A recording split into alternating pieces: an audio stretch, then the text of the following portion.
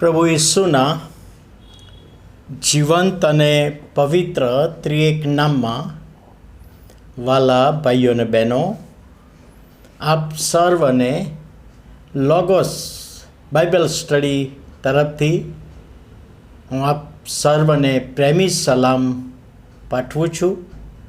અને આજે 2025ના વર્ષનો 126મો દિવસ 6/5/25 અને મંગળવારનો નવો દિવસ આપણા જીવનોમાં પ્રભુએ બતાવ્યો માટે પ્રભુનો ખૂબ આભાર માનતા પ્રભુના નામને ધન્યવાદ આપીએ છીએ. T English T try tears. એક સંદેશામાં મેં સાંભળ્યું, પ્રભુના સેવક જે સંદેશો આપતા હતા એમાં વિલિયમ બુથ સાહેબ જેઓએ સાલ્વેશન આર્મીની સ્થાપના કરી અને એમના દ્વારા વિશ્વના ઘણા બધા દેશોમાં સાલ્વેશન આર્મીની શરૂઆત થઈ અને પલટણો વધતી જતી હતી. અને એવા સમયમાં એક પલટણમાં ભારે તોફાન થયું લોકો વચ્ચે, આગેવાનો વચ્ચે, અને એના માટે ઘણા બધાએ પ્રયત્નો કર્યા. ઘણા બધા બીજા આગેવાનો એ મંડળીમાં સમજાવવા માટે ગયા, બાઇબલના વચનો સંભળાવવામાં આવ્યા, કાઉન્સેલિંગ કરવામાં આવ્યું, બંને પક્ષોને ભેગા કરવામાં આવ્યા, પરંતુ કોઈ સાંભળવા તૈયાર નહોતું. કોઈને એ સમાધાનની ફોર્મ્યુલા ગમતી નહોતી. અને એવા સમયે મંડળીના એક આગેવાને વિલિયમ બુથ સાહેબને પત્ર લખ્યો કે સાહેબ, અમારી પલટણમાં મંડળીમાં 2 ભાગ પડી ગયા છે. બંને પોતપોતાના વિચારો પ્રમાણે આગળ વધી રહ્યા છે, પોતપોતાના આયોજનો પ્રમાણે આગળ વધી રહ્યા છે. કોઈ કોઈનું માનતું નથી.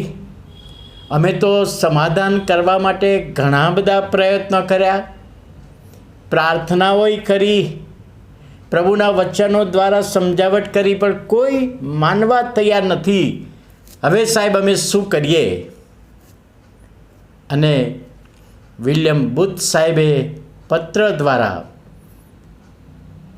દ્વારા નહીં પણ ટેલિગ્રામ દ્વારા એ મંડળીના આગેવાનને ટેલિગ્રામ કર્યો અને એમાં લખ્યું હતું, ટ્રાય ટીયર્સ. તમારા પ્રશ્ન માટે ટ્રાય ટીયર્સ. તમે બધા જ પ્રયત્નો કર્યા છે, પરંતુ રડીને પસ્તાવો કરીને પ્રાર્થના કરી છે. એનો મિનિંગ થાય, રડીને પસ્તાવો કરીને પ્રભુની પાસે આવ્યા છો.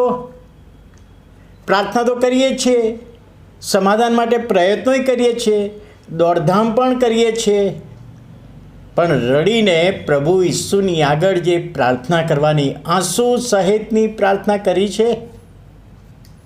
અને આગેવાને કહ્યું, પોતાના લોકોને કહ્યું કે વિલિયમ બુથ સાહેબે 2 જ શબ્દો લખ્યા, ટ્રાય ટીયર્સ. હવે આંસુ વેવડાવો. એનો અર્થ કે આંસુ સહિત પસ્તાવો કરીને પ્રાર્થના કરો અને બંને ગ્રુપ ભેગા થશે. અને એ આગેવાને મંડળીમાં જાહેર કર્યું કે વિલિયમ બુથ સાહેબનો મારા ઉપર ટેલિગ્રામ છે અને એમણે કહ્યું છે કે તમારા પ્રશ્નને માટે ટ્રાય ટીયર્સ, આંસુ વેવડાવવા માટે પ્રયત્ન કરો, રડીને પ્રાર્થના કરવા માટે પ્રયત્ન કરો, પોતાના પાપની કબૂલાત કરીને પ્રયત્ન કરો. અને એના વગર એ શક્ય નહીં બને.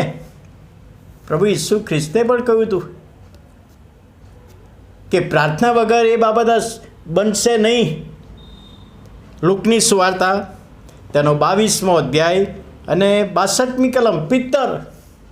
પિત્તરના પ્રભુ ઈસુએ વખાણ કરેલા. એ પિત્તરે 3 વખત નકાર કર્યો અને શરમાઈ ગયો અને બહાર નીકળી ગયો, નિરાશ થઈ ગયો, હતાશ થઈ ગયો કે મેં પાપ કર્યું.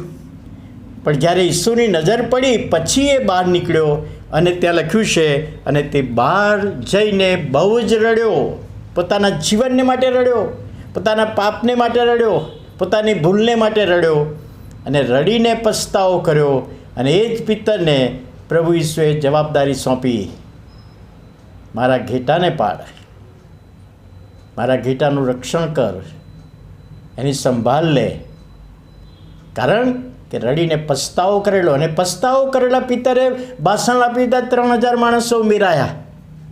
એટલે પ્રભુનું વચન આપણને પણ કહે, આપણે ગમે તેવી પરિસ્થિતિમાંથી પસાર થઈ રહ્યા છે, હકારાત્મક હોય કે નકારાત્મક હોય, નિરાશા હોય, હતાશા હોય, કોઈક અણબનાવો થયા હોય મંડળીમાં, કુટુંબમાં, સમાજમાં, પતિ પત્નીમાં, તો ટ્રાય ટીયર્સ, રડીને પ્રાર્થના કરવાનું કરો અને પ્રભુ એનો પ્રત્યુત્તર આપણને આપે છે.